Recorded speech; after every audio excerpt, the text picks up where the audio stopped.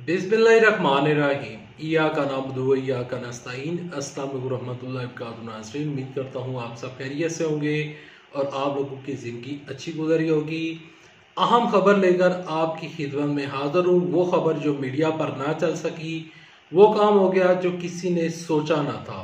वो काम क्या हुआ है वो आगे जाकर डिस्कस करता हूँ। इरशाद डार साहब जो हैं वो किस तरह मुश्किल में फंस चुके हैं, उनके अपने ही उनका साथ नहीं दे रहे। क्या आखिर मामलात चल रहे हैं, क्या मुस्लिम लीग नून के ये जो मुस्लिम लीग नून की ये जो हुकूमत है, इसकी हुकूमत में ये लोगों की आपस में क्यों इख्तिलाफात चल रहे हैं, क्या खिचड़ी पक रही है, आपके साथ आगे चलकर डिस्कस करता हूँ। लेकिन उसको डिस्कस करने से पहले, आगे बढ़ने से पहले आप सबसे एक छोटी सी गुजारिश है कि इस वीडियो को लाइक कीजिएगा, चैनल को सब्सक्राइब कीजिएगा, साले नोटिफिकेशन बटन दबाइएगा ताकि जो आने वाले वीडियोस हैं आप उनको मिस ना कर सकें।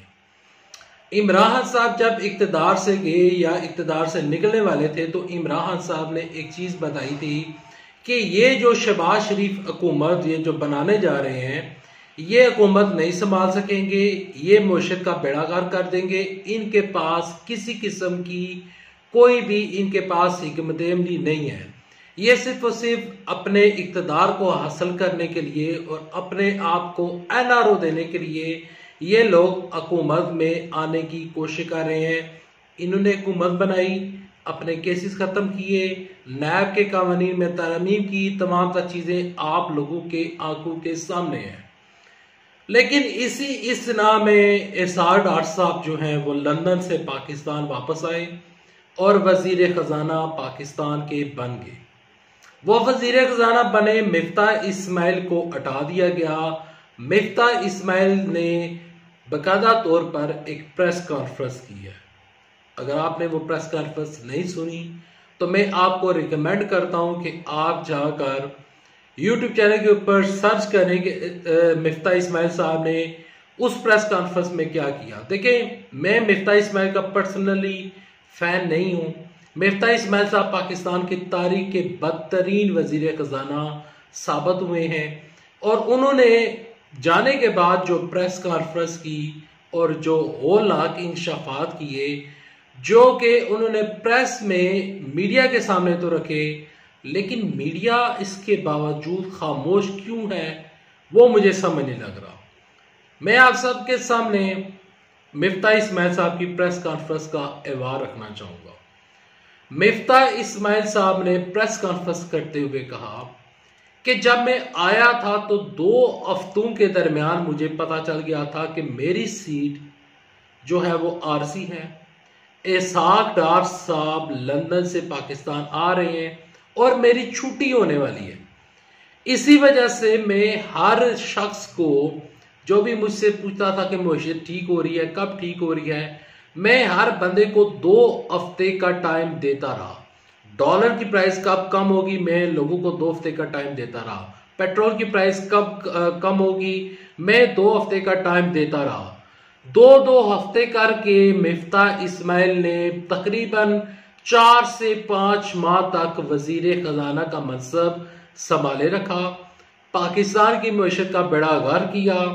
पाकिस्तान के जो लोगों के जो गरीब लोग थे, उनके जो बिजली के बिल्स जिनके 5-5, 6-6 हज़ार रुपये आया करते थे, उनके बिल्स 40-40, 50-50 हज़ार रुपये आए। और जिन लोगों ने कभी जिंदगी में सुपर टैक्स का नाम नहीं सुना था, उन लोगों को सुपर टैक्स लगाया गया। उनके ऊपर एक शटर के ऊपर 3,000, 10,000 रुपये टैक्स लगाया गया। इंडस्ट्रीज को खराब किया गया। फैसलाबाद की जो टेक्सटाइल मिल्स है उसको बर्बाद किया गया। मेड इन पाकिस्तान को बर्बाद किया गया। पाकिस्तान की मईशत का बेड़ा गर्क करके मिफ्ताह इस्माइल साहब चले गए और मिफ्ताह इस्माइल के जाने के बाद इरशाद डार साहब को अब चैंपियन बनाया जा रहा है, मईशत का चैंपियन बनाया जा रहा है। और इरशाद डार साहब के बारे में मिफ्ताह इस्माइल साहब कह रहे हैं कि इन्होंने पेट्रोलियम की मसनूआत पे लेवी नहीं बढ़ाई। इवन के जो कि IMF का मुतालबा था कि लेवी नहीं बढ़ानी तो मैंने बढ़ा दी थी, अब इन्होंने नहीं बढ़ाई। अब मईशत के ऊपर बाकायदा तौर पर बुरा असर पड़ने जा रहा है। यानी कि मिफ्ताह इस्माइल साहब घर का बेदी लंका डा रहा है कि बाकायदा तौर पर मईशत के ऊपर बुरा असर पड़ने जा रहा है। इसहाक डार को मिफ्ता इस्माइल साहब एक्सपोज कर रहे हैं। Miftah Ismail wants to take his position back. He wants to be finance minister of Pakistan again. यहां पर शहबाज शरीफ वजीर आजम बने, उनको अपनी कुर्सी से मतलब था, उनको अपने इक़्तिदार से मतलब था, आप लोगों से मतलब नहीं था। यहां पर मैं इमरान साहब को भी आज क्रिटिसाइज करना चाहूंगा। हो सकता है कि इमरान साहब के फैंस जो हैं उनको आज की ये वीडियो सुनकर थोड़ा सा दिल को तकलीफ पहुंचे, लेकिन मैं सच्ची बात करता हूं, मैं किसी पार्टी को रिप्रेजेंट नहीं करता, मैं रिप्रेजेंट करता हूं आपको और सिर्फ पाकिस्तान को। इमरान साहब जब इक़्तिदार में थे तो इमरान साहब ने इक़्तिदार में आने से पहले सबसे बड़ा वादा किया था जो कि वफा नहीं हो सका। Being a journalist, being a Pakistani and being a representative of Pakistani, मुझे हमेशा इस चीज के ऊपर दुख होता है कि इमरान साहब ने वादा किया था कि मैं लूटी हुई दौलत पाकिस्तान वापस लाऊंगा, लेकिन इमरान साहब इस वादे को कंप्लीट नहीं कर सके। जो जितने भी लोगों को जेलों में डाला गया, नैब के केसेस चले, और बाकायदा तौर पर इमरान साहब ने यानी कि पाकिस्तान की तारीख में वो बड़े काम हुए थे कि पहले शहबाज शरीफ, नवाज शरीफ, आसिफ जरदारी को जेल में डालना आसान नहीं था, लेकिन इमरान साहब के दौरे हुकूमत में हमने वो देखा जो कि एक नई चीज हुई। लेकिन इमरान साहब ने उन लोगों को जेलों में जिस मकसद के लिए डाला था वो मकसद हल नहीं हो सका।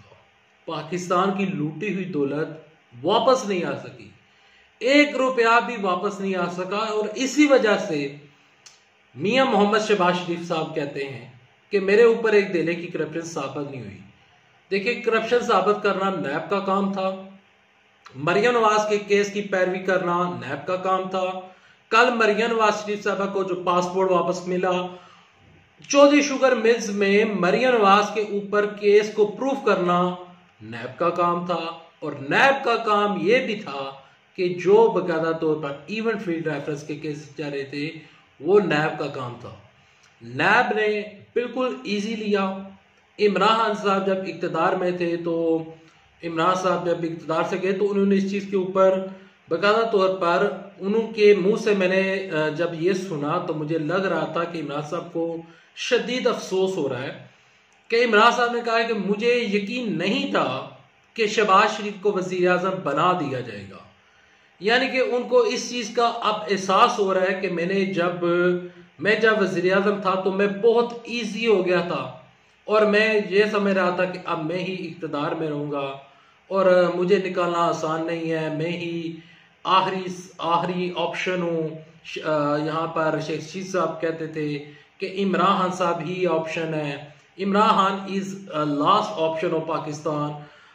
इमरान साहब के बारे में वो इसी तरीके के साथ कहते थे। तो इमरान साहब जो थे वो बड़े इजी हो गए थे, लेकिन उनके इजी होते साथ ही इन लोगों ने इमरान साहब की हुकूमत को गिरा दिया, हुकूमत तो गिरा दी लेकिन मईशत नहीं संभली। हुकूमत तो गिरा दी लेकिन पाकिस्तान का जो रुपया है वो ऊपर नहीं जा रहा। इसहाक डार साहब ने कहा, आसिफ किरमानी साहब ने कहा कि डॉलर मिफ्ता इस्माइल के दौर में बाकायदा तौर पर यानी कि बाकायदा तौर पर यहाँ पर स्मगल हो रहा था। आसिफ किरमानी साहब ने समा न्यूज में यहाँ पर उन्होंने पारस चंद ज़ेक के प्रोग्राम में बैठकर ये बड़ी स्टेटमेंट दी है। तो इस स्मगलिंग को रोकना क्या मिफ्ता इस्माइल साहब का काम नहीं था? आज आकर प्रेस कॉन्फ्रेंस की जा रही है, लोगों की आंखों में दूध झोंकी जा रही है और बताया जा रहा है कि मैं बहुत अच्छा वजीर खजाना था। देखिए, मुल्क का कोई नहीं सोच रहा। अनफॉर्चुनेटली हर शख्स को अपनी सीट की पड़ी हुई है, हर शख्स ये चाह रहा है कि वो इक़्तिदार में आ जाए। मैं हमेशा दुआ करता हूँ कि पाकिस्तान में एक ऐसा लीडर आए जो कि अपनी सीट का ना सोचता हो, जो कि आप लोगों का सोचता हो। देखिए, मैं यहाँ पर एक मिसाल देना चाहूँगा कि देखें, अगर इंग्लैंड की हम मिसाल रखें सामने, तो जो क्वीन एलिज़ाबेथ थी जो कि अब इस दुनिया में नहीं रही, उन्होंने जो प्रिंसिपल्स बनाए थे और जो रूल्स लॉ एंड उन्होंने जितने भी वहां पर लोगों के लिए जो कुछ उन्होंने इकदाम किए थे वो आज भी उनके ऊपर इम्प्लीमेंट हो रहा है। ये तमाम तर चीजें पाकिस्तान में कब होंगी, कब अवाम को रिलीफ मिलेगा। शहबाज शरीफ वजीर आज़म हैं, इमरान साहब उनकी अगर हुकूमत ख़त्म कर देते हैं, नेक्स्ट आ भी जाते हैं, तो इमरान खान साहब के लिए मैं ये सवाल छोड़कर जा रहा हूँ।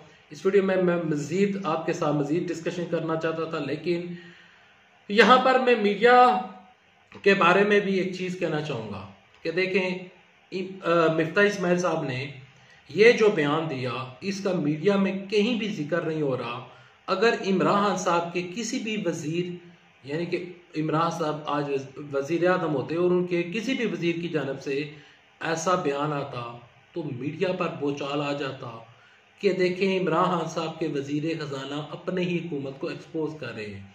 लेकिन मीडिया मिफ्ता इस्माइल के मामले में खामोश है। मिफ्ता इस्माइल के मामले पर मीडिया जो है वो बिल्कुल खामोश है। मीडिया को चाहिए कि मीडिया कम अज कम लोगों को मईशत के ऊपर तो सही गाइड करे। मैं उम्मीद करता हूँ वीडियो आपको पसंद आएगी। वीडियो पसंद आए तो लाइक कीजिएगा, चैनल को सब्सक्राइब कीजिएगा, साल नोटिफिकेशन बेल दबाइएगा ताकि जो आने वाले वीडियोस हैं आप उनको मिस न कर सकें। अभी तक इतना दुआ में याद रखिएगा। अल्लाह हाफिज़। पाकिस्तान जिंदाबाद। अफवाज पाकिस्तान जिंदाबाद।